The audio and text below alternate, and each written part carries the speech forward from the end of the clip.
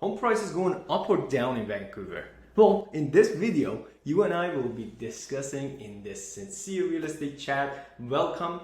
We're going to be chatting about the Vancouver real estate market stats, and the new number has just been released by Greater Vancouver Real Estate Board. Before we go, if this is your first time here and you have no idea who I am, my name is Axel. I'm a broker and I have created this Vancouver Sincere Real Estate Chat channel in my YouTube, discussing anything and everything in many different topics about Vancouver real estate. So if you are finding it valuable, smash that like button right there. It will definitely encourage me to do more.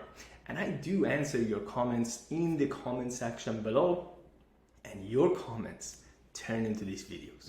In order for us to get a better understanding of the numbers and digits and ups and downs in the market, let's just jump to my on-screen analysis and we can see the numbers firsthand. Welcome back, and look at that title right on top of the screen. Prices continue rising as home buyer confidence returns.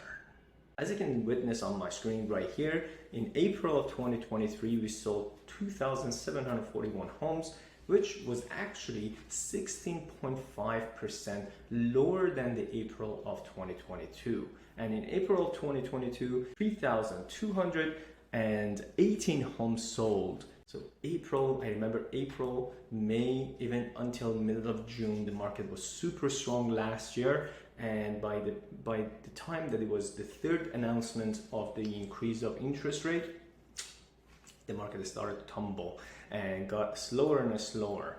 We've been through a very slow market for over from almost end of June to mid-January and beginning of February.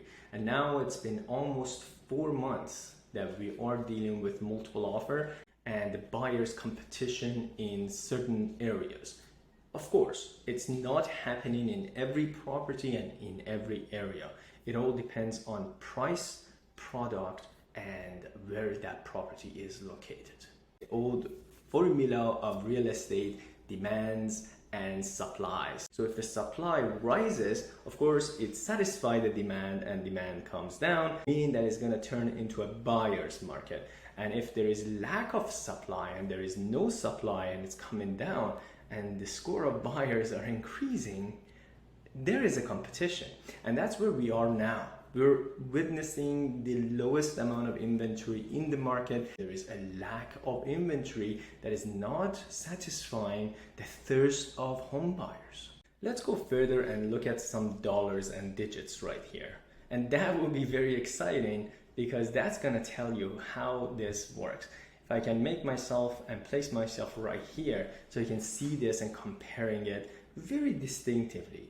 You can see the detached market. There is 3,310 listing on the market. That's month of April. From those 3,310, 808 of them were sold. The benchmark price of a 1,915,800, and that's the one you want to keep your eye on. And the average days on the market for single family detached were 33 days. That's not huge for a single family detached that you usually linger in the market until they get an offer. For townhouses, we had 1,247 active listing in month of April. From those amount, 500 were sold, and the benchmark price was at 1,078,400. 25 days in the market. So as you can see, when the price is coming down, days on the market comes down too. And for condos apartment, we had 3,776 active listings in month of April. 1,413 homes were sold, and the benchmark price of 752,300 and 25 days in the market.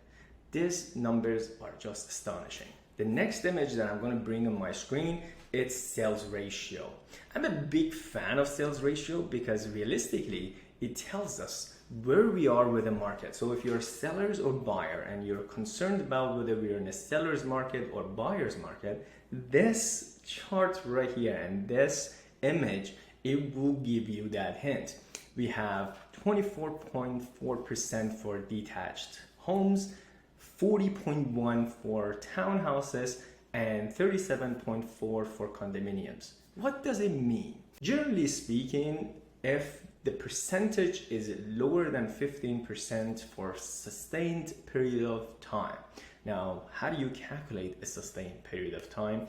That's a longer amount of time. So in my opinion, the sustained period of time, it's more than 2 to 3 months. So if you are lower than 15% for more than 2 or 3 months, that's an indication that the demand is lower than the supply, meaning that it's in a buyer's market. And if that percentage for sustained period of time, which barely happens in Vancouver, is between 15% to 20%, that gives us a very beautiful balanced market, which, as I said, it's very rare in Vancouver to have either a very balanced market. We're either on a very hot boxing match of multiple offers with a seller's market, or we are very slow, similar to what we had for the past 6 months in a buyer's market. So we barely see a balanced market in Vancouver. Generally speaking, if these percentages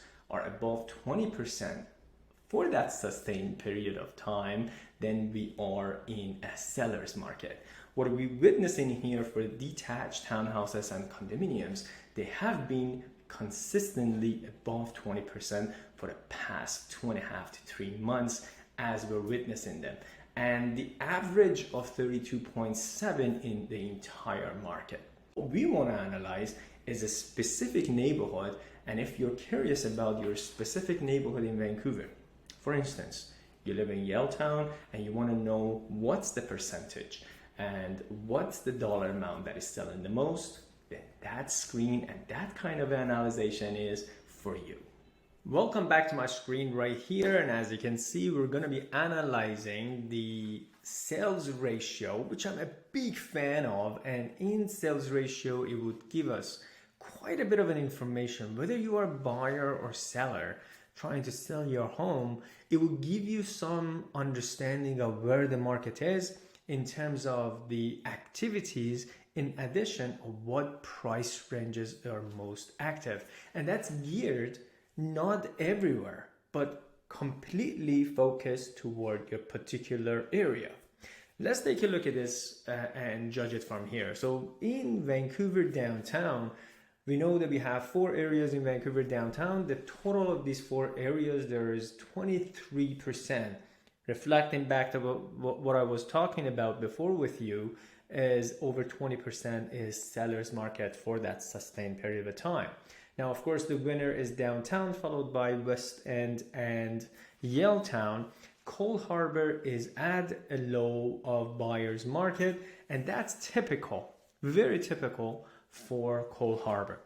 On the left side of the screen, if you work with me right here, and you can see I'm hovering it through, the most active price range is from 600 to 700,000 for 61%, as you can see right here. And up to, and if you're gonna highlight this, up to 1.25, that has the seller's activity. As we can see, the most of the percentages are above 20% as we're witnessing. And for a buyer to gain the best perspective out of this, they should jump in to the lowest amount of activity, which is at 2.5 to 2.75 in Cole Harbour. You see where I'm getting with this? So let's go down to detached market and analyze the detached market quickly. We can see there's Arbutus, Dunbar, and Kitsilano in perspective. They are the highest activity range. And in terms of pricing, of course, anything around 2.5, if you can't find a home for 2.5, it gets somewhere around 300 to 44%. But the highest amount of activity is within 2.5 to 2.75. Again, the lowest amount of existence in Vancouver West Side. And for the low perspective of the buyer's activity, we're looking at somewhere from 6.5 to 7 mil, which is practically a luxury market. But let me point your attention to it. Even the 3.5, even the 4.5 mil gets quite a bit of activity, and we have sold quite a bit of a luxury homes, somewhere between 5 million to 5.5 at 27%. So what does it tell you? The market's quite active in Vancouver West, and overall Vancouver. Never take a look at the news in there. Look at your own neighborhood.